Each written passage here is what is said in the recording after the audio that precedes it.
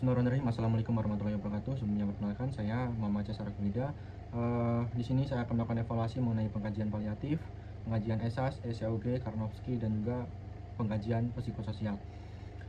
Sebelumnya yaitu kita masuki pada tahapan persiapan, yaitu kita mempersiapkan terlebih dahulu berupa alat tulis dan juga format pengkajian paliatif, format pengkajian ESAS, Karnofsky, ECOG, dan juga pengkajian psikososial.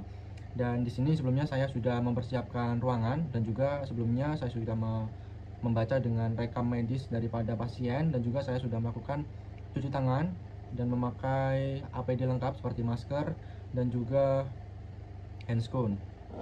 Selanjutnya yaitu kita masuki pada tahapan orientasi. Assalamualaikum, selamat pagi Ibu. Waalaikumsalam, selamat pagi. Oke, sebelumnya perkenalkan Ibu ya, saya Muhammad Cesar. Di sini saya perawat yang berjaga dari pukul 7 pagi sampai pukul 2 siang nanti ya Bu ya. Maaf sebelumnya, dengan Ibu siapa Ibu? Boleh saya lihat untuk gelang tangannya? Dengan Ibu siapa? Anggun. Untuk usianya berapa Ibu? 40 tahun. Oke, baik. Benar Ibu ya. Dengan Ibu Anggun untuk nama panggilannya Ibu ya. Oke, di sini nanti kita akan melakukan pengkajian paliatif seperti itu ya Bu ya. Nanti ada beberapa pengkajian yang perlu kita kaji. Nanti ada pengkajian ESAS, ECOG, Karnofsky, dan pengkajian psikososial. Nah itu nanti untuk tujuannya itu sendiri untuk mengetahui kondisi perkembangan ibu terkait dengan kondisi yang ibu alami pada saat ini. Dan nanti saya akan melakukan wawancara kepada ibu, begitu ya Bu ya. Untuk waktunya mungkin nanti kurang lebih 10-15 menit. Apakah ibu bersedia? Bersedia. Oke, apabila bersedia, mungkin alangkah baiknya kita mulai dengan membaca basmalah Ibu ya. Bismillahirrahmanirrahim. Oke, ini nanti ada beberapa pengkajian yang perlu diisi. Apakah Ibu Anggun bersedia mengisi sendiri atau bisa saya bantu Ibu? Bisa dibantu? Oke, baik. Kalau gitu saya bantu untuk mengisikan Ibu ya. Oke, dimulai dengan biodata. Untuk nama lengkapnya dengan Ibu siapa Ibu? Anggun Dwi Zafira. Ibu Anggun Dwi Zafira. Untuk usianya? 40 tahun. Tanggal lahirnya? 21 Maret. Oke. Untuk jenis kelaminnya Ibu? Perempuan. Untuk alamatnya? Desa Sawahan, RT Tamalumai 30. Oke. Untuk suku? Indonesia. Suku dan bangsa suku Jawa Ibu ya? Iya. Jawa, Indonesia. Status perkawinan? Menikah. Untuk agamanya Ibu? Agama Islam. Pekerjaan sekarang? PNS. Oke. Maaf sebelumnya, ini untuk diagnosis mediknya kira-kira apa Ibu? Saya mau. Baik. Oke, untuk tanggalnya tanggal sekarang. Oke. Untuk penanggung jawabnya Ibu dengan Bapak siapa kira-kira? Bapak Ibu siapa? Bapak Cesa. Oke. Untuk usianya bapaknya berapa? 40 tahun. 40 tahun juga Ibu ya. Jenis kelaminnya laki-laki. Untuk pekerjaannya? PNS. PNS juga. Untuk hubungan dengan klien? Oh, dengan Ibu maksudnya? Suami. Oke, sebagai suami. Untuk alamatnya? Sama? Iya, sama. Oke, baik. Oke, kita mulai ya Bu ya untuk pengajian yang pertama, yaitu pengajian ESAS. Nah nanti di sini bisa Ibu lihat terlebih dahulu ya Bu ya untuk pengajiannya. Nanti di sini ada beberapa kategori. Nanti ada kategori nyeri, kelelahan, mual dan sebagainya. Dan di sini ada kategori skala mulai dari 0 sampai dengan 10. Untuk skala 0 itu berarti tidak adanya masalah seperti itu ya Bu ya. Dan untuk angka 10 ini artinya sangat ada masalah atau yang ibu rasakan itu sangat parah seperti itu ya Bu ya. Nanti mungkin saya ketika menanyakan kepada ibu apakah ada tingkat nyeri, itu misalkan ibu ada nyeri, nanti mungkin ibu bisa memberikan pernyataan untuk skalanya kira-kira berapa yang ibu rasakan seperti itu ya Bu ya.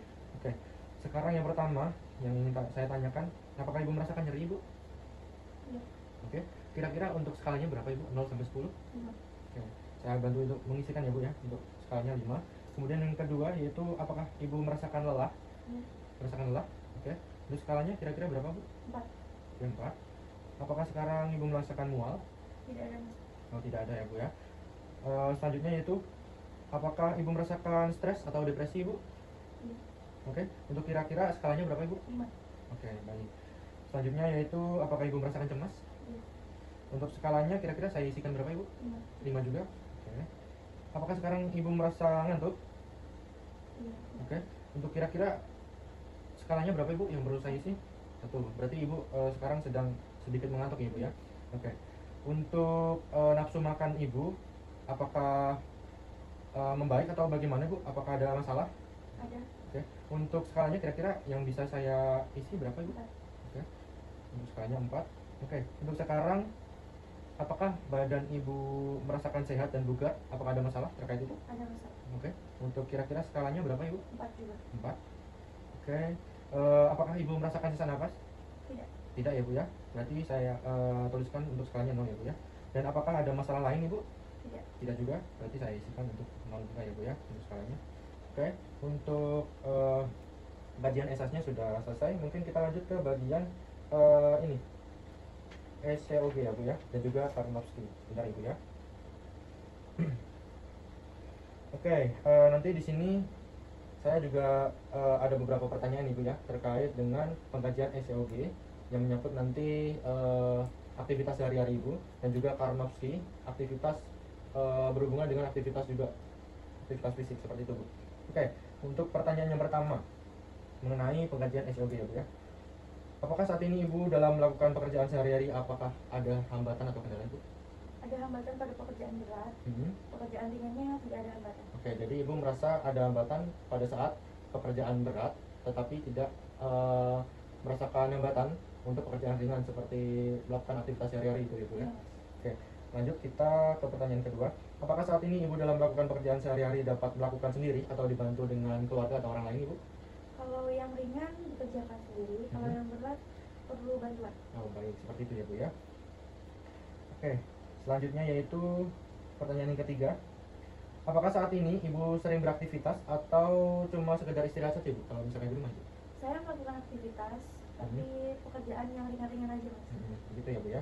Jadi ibu ini melakukan aktivitas tetapi pekerjaan yang ringan-ringan saja. Dan untuk pekerjaannya berat minta tolong ke keluarga ibu gitu ya bu ya. Oke. Sebentar ibu.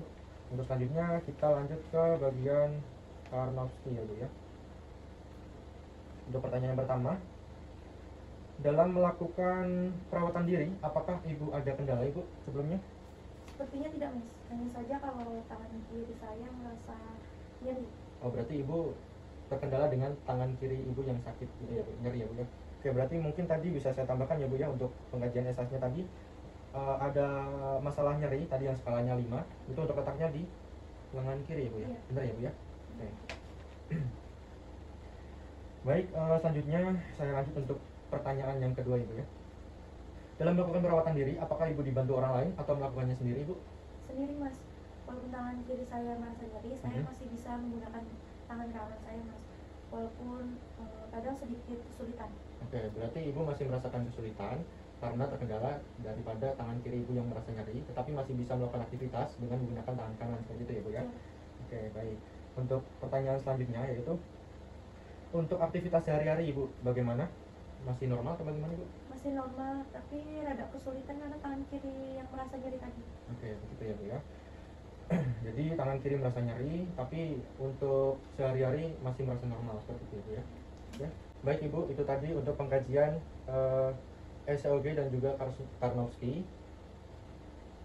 Selanjutnya yaitu pengkajian psikososial ya bu ya. Oke, ini nanti saya akan menanyakan beberapa pertanyaan mengenai kehidupan keluarga maupun sosial ibu begitu ya bu ya. Oke, untuk pertanyaan yang pertama, bagaimana tentang kehidupan sosialisasi yang ibu sekarang bu?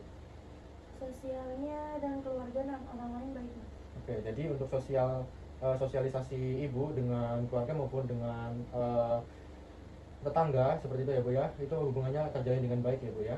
Oke, baik. Untuk selanjutnya yaitu bagaimana hubungan ibu dengan lingkungan sekitar? Alhamdulillah baik juga. Oke, alhamdulillah baik ya bu ya. Dan kira-kira untuk kepuasan kepada diri sendiri itu ibu merasakan bagaimana ibu ya? Agak kurang puas mas. Agak kurang puas ya bu ya. Seperti itu. Oke. Untuk selanjutnya yaitu bagaimana hubungan ibu dengan pasien lain di rumah sakit ini bu? Hubungannya baik juga. Berarti ada kayak omongan gitu ya bu dengan ini ya, masih terjalin hubungan gitu ya bu ya dengan tetangga rumah sakit gitu ya bu. Oke. Bagaimana kalau misalkan dengan petugas kesehatan bu? Apakah alhamdulillah juga? Alhamdulillah baik. Oke. Untuk petugasnya baik-baik apa galak-galak ibu? Baik-baik mas. Alhamdulillah ya bu ya. Untuk selanjutnya yaitu untuk lingkungan rumah di rumah ibu dan juga kondisi rumah sakit, kira-kira apa ya bu ya untuk yang membedakan itu bu? Kalau di rumah sakit tuh agak sepi, jadi kita agak lebih tenang. Kalau di rumah itu kan rame, jadi seperti pusing mas. Oh begitu ya bu ya. Jadi apabila di rumah sakit, apakah ibu merasa nyaman ibu? nyaman. Oke, baik Ibu. Oke, sekarang untuk mengenai kondisi Ibu yang sekarang ya Bu ya. Kira-kira tanggapan Ibu tentang penyakit Ibu yang Ibu alami sekarang itu bagaimana Ibu ya? Kaget, sedih. Tadinya saya merasa biasa-biasa saja, merasa sehat, tapi tiba-tiba seperti ini. Oke, seperti itu ya Bu ya. Semoga Ibu cepat diberi kesembuhan dan juga kesehatan seperti itu ya Bu ya. Oke, selanjutnya yaitu mengenai dampak penyakit. Kira-kira dampak penyakit terhadap Ibu sendiri itu bagaimana Ibu? Saya tidak bisa beraktivitas normal sepertinya karena kadang ada kesulitan untuk melakukan pekerjaan yang berat. Oke, betul.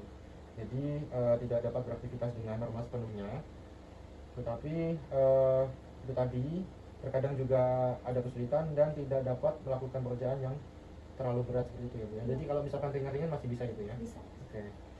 Selanjutnya dampak kira-kira Ibu sakit ini terhadap keluarga itu dampaknya seperti apa Ibu?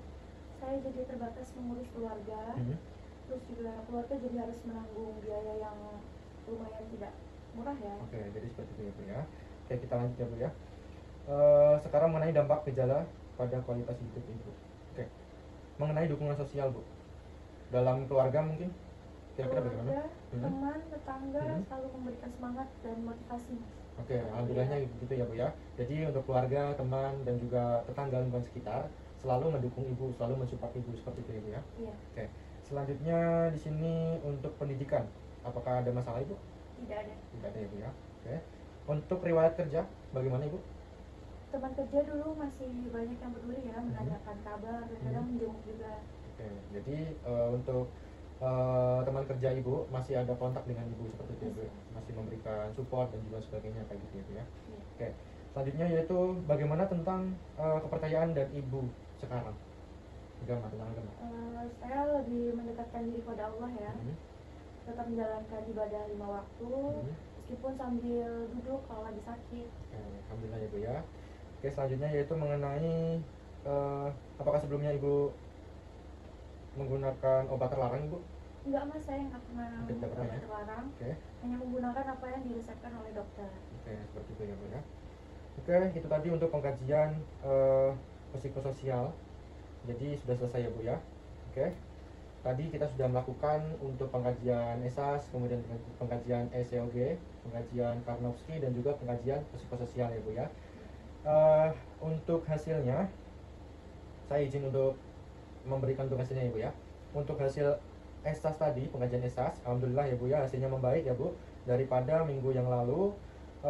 Pesan dari saya untuk Ibu mungkin bisa mempertahankan untuk hasil yang sekarang, tetapi alangkah baiknya syukur-syukur ya Bu ya bisa meningkatkan untuk hasil yang lebih baik lagi begitu ya Bu ya. Kemudian untuk SCOG tadi di sini untuk hasilnya yaitu pada angka 1 ya Bu ya, yaitu hambatan pada pekerjaan berat tetapi masih mampu mengerjakan pekerjaan rumah seperti itu. Dan untuk Karnofsky di sini untuk kategori 80%, yaitu aktivitas normal dengan kesulitan, beberapa gejala atau tanda penyakit seperti itu. Dan tadi untuk pengkajian psikososial,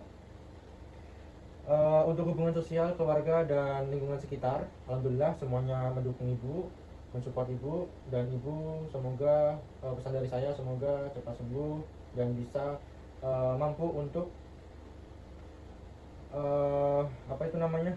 kembali beraktivitas ke semula begitu ya Bu ya. Oke, ini tadi sudah kita lakukan untuk pengkajiannya. Untuk pengkajiannya sudah cukup mungkin. Apakah ada yang ingin tanyakan Ibu? Tidak ada. Tidak ada. Oke, apabila tidak ada, semoga Ibu diberi kesembuhan segera gitu ya Bu ya. Apabila begitu, mungkin saya izin pamit Ibu. Mungkin nanti kalaupun Ibu ada perlu bantuan dengan saya, Ibu bisa menekan tombol di samping Ibu ya Bu ya. Nanti saya akan datang ke sini atau mungkin perawat yang berjaga akan datang ke sini begitu ya Bu. Apakah ada yang ingin tanyakan kembali Bu mungkin? Tidak ada. Tidak ada ya Bu ya. Oke, apabila tidak ada, mungkin kita bisa cukupkan dengan membaca hamdalah Ibu ya. Alhamdulillah. Saya izin pamit terlebih dahulu. Terima kasih sebelumnya. Assalamualaikum. Permisi Bu. Waalaikumsalam. Terima kasih kembali Mas. Oke baik, untuk selanjutnya yaitu tahap terakhir yaitu tahap pendokumentasian. Jadi di sini kita lakukan pendokumentasian untuk semua hasil daripada pengkajian ESAS, SCOG, Karnofsky dan juga pengkajian psikososial. Kita dokumentasikan semua untuk hasilnya dan juga kita dokumentasikan mengenai waktu pelaksanaan. Oke, itu tadi untuk hasil evaluasi dari saya. Kurang lebihnya saya mohon maaf. Wabillahi taufiq wal hidayah. Wassalamualaikum warahmatullahi wabarakatuh.